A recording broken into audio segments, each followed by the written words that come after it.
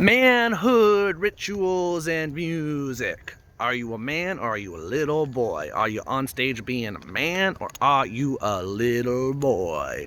What is up, YouTube? We live in a culture that does not have any manhood rituals. The closest thing to a manhood ritual we have is getting married, and survey says 50% of people get divorces. We have a broken society without manhood rituals. Most people are babies walking around in adult skin suits.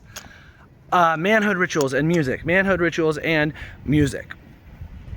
I think the biggest problem with our modern day society is we don't have manhood rituals. People don't have a definitive point where they go, I was a boy and then I did this thing and I became a man.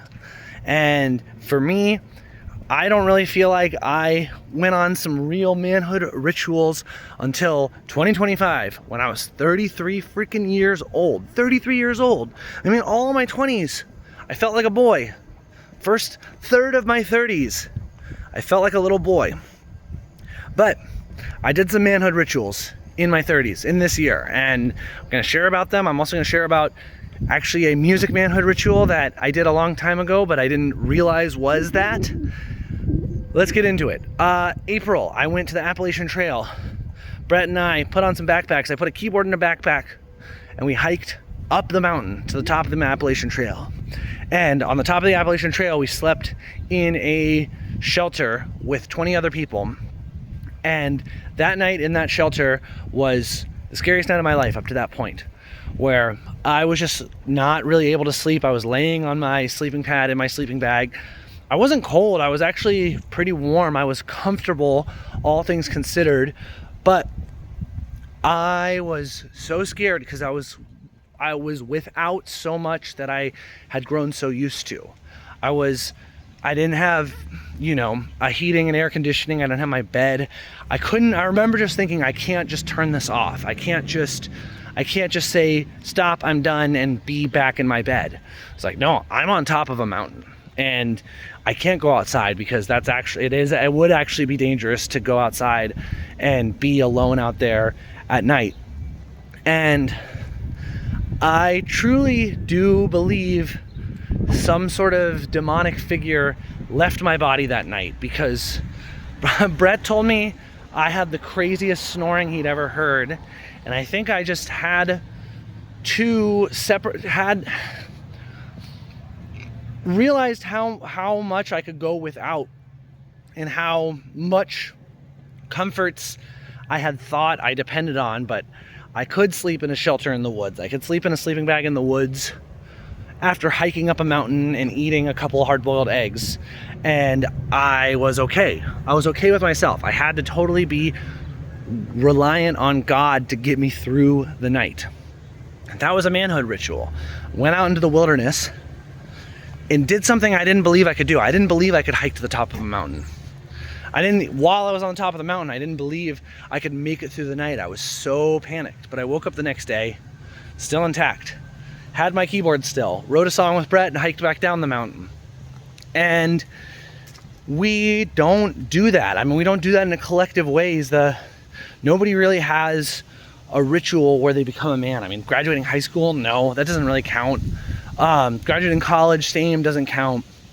I honestly think the closest thing I had before this was in music school, the juries I did, because I realized I did have a ritual in becoming a professional musician, where passing a jury, which is in music school, you have to perform for a panel of professors who are critiquing you, and they pass you or fail you if they think you play good enough. And passing that jury is kind of a manhood ritual of saying, okay, you have the proficient skills to be a professional musician.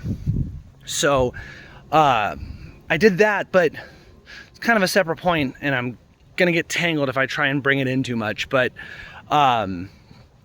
yeah, going on the Appalachian Trail was a manhood ritual. It was a ritual. It was an exercise in going into the unknown, going somewhere where you actually could die. It's pretty hard to die in an apartment when you've got heating and air and you've got a warm bed, you've got months worth of food in a fridge. Like, I suppose you could die just from despair, and you could kill yourself, but you get what I mean. It's like hard to accidentally die, but in nature you can accidentally die if you're not careful, if you're not like ready for the elements. And we had to carry what we could carry on our backs, and going into the unknown like that, on a hero's journey, a journey into the unknown, you find parts of yourself that that you would never find on the internet. You're never going to find really in a city. You're not going to find it anywhere but nature. We went and hiked down in the Grand Canyon a few weeks ago. I made a video about that experience, and find parts of yourself. Abby had a huge hero's journey. She went down not believing she could do it, climbed all the way down, climbed all the way back up, realizing she could do anything. I got helicoptered out.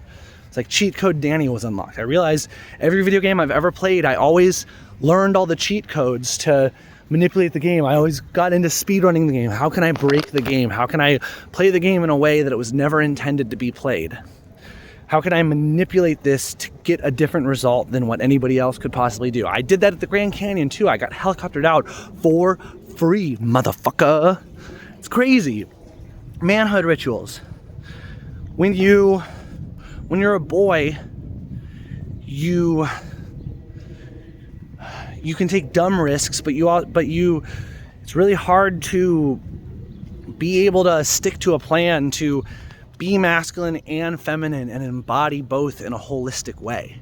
And I spent a lot of time where I didn't really feel like I was connected with my masculine self, but I actually think it was my feminine self I was blocked on. It was being able to admire beauty, being able to thrive in chaos, being able to create chaos to create order, being able to pay for things for myself. It's like, I was kind of joking, for most of my life, I would rather bleed out in the snow than pay for a coat, because embodiment is feminine, right? And being in your body is a female thing. I mean, just fucking think about it. Like, women are attractive physically, men aren't. Super obvious. Like, men see women's body parts and go, "Awooga!" Women don't do that. It doesn't happen. Men and women are different. And being embodied, feeling your physical form and owning it, and recognizing that you need to spend resources to help your physical form, to help your space you're in, that's a feminine thing. I didn't have that. I had to go into the wilderness to figure that out. I had to go into the wilderness where you need to pack your gear, and you need to pack it correctly. You need to bring the right things, or else you literally die, to be able to be comfortable with that feminine side of me. Wow, I'm all over the place. I'm hyped up right now. Masculinity rituals, manhood rituals. Are you a man or are you a boy? Are you a woman or are you a little girl? Have you done something so beyond what you thought was possible and come out alive on the other side? And maybe even come out alive but injured on the other side. I helicoptered out because I injured my knee. And I spent 2 weeks with kind of an injured knee, and I'm even still being careful of it right now just in case it's permanently injured. But it has changed the way I approach being on stage. I've realized it's given me the gift of, while I'm on stage with Sneezy, I dedicate 1% of my brain power to making sure my knee's okay. And even on a show the other day, I realized, like, I was playing and I had all my weight on my left leg. And I for a second went, okay, let me shift my posture so that I don't hurt my knee, because I think that's the type of embodiment I had that did hurt my knee. Had to be more aware of my body. The anima, that's the female, right? When you're a man, animus, might have it wrong. Sorry, Dad, I don't have it right for my unscripted video. Hope that's okay. That was an inside joke with me and myself. Let's see. Manhood rituals. The best one to do is go into nature. I have done a lot of stuff through my life where I pushed myself to go beyond what I thought was possible. Mostly through music, through performance, through comedy, through making videos, through writing, through things like this. But nothing holds a candle to going into nature and learning how to see that nature is just like love sprouting out of the ground. Like I always show trees, just love going up. God was like, let's make up here. It's beautiful. And up there and there and there and there and there. But this isn't like real nature. Neighborhood trees are cool, but they're easy to take for granted. And it's not magical when it's like you're so into nature that, you know, this, you see a 1,000 stars, or all you hear is just the silence of nature, or the rush of the wind, or just the animals. You go there to become a man, and when you're a man, you can make decisions, and you can be both man and woman, because everybody is both man and woman, because we all have a mother and father, and everyone's non-binary, and non-binary is fake. Everybody has their mom and their dad within them. Everybody has the female and the male within them, but we are just biologically female and male.